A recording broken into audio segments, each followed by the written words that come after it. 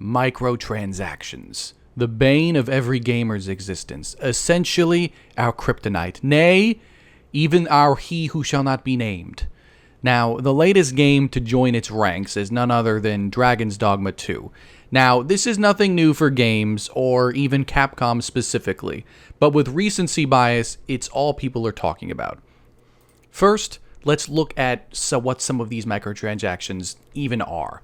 Okay, we've got Rift Crystals, Port Crystals for fast travel, Wake Stones, the Art of Metamorphosis to change your character's appearance, a get-out-of-jail-free key, and so on and so on. Now, I have heard both sides to this argument. You might as well be saying, hey, these microtransactions are in all Capcom games, and you can even earn them in-game very easily and for cheap too. You are naive, foolish boy. This is true as well. And the other side of the aisle are people saying it's a $70 game, these things shouldn't be in the game, period. I have a question for God.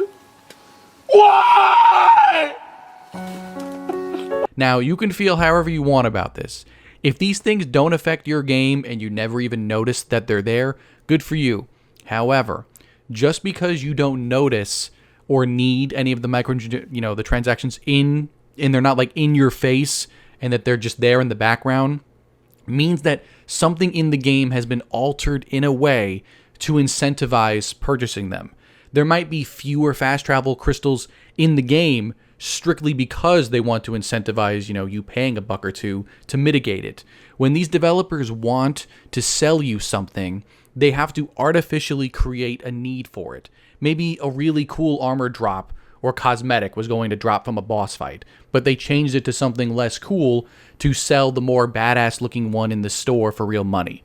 This has been a very slow, slippery slope ever since Horse Armor from Oblivion back in 2006, which essentially opened the floodgates for these kinds of purchases.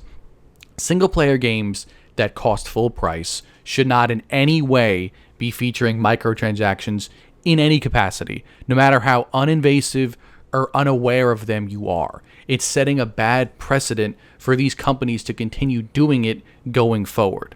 We as a gaming community need to push back harder on these kinds of things, or we're going to see more, much worse and more aggressive options in the future of this industry.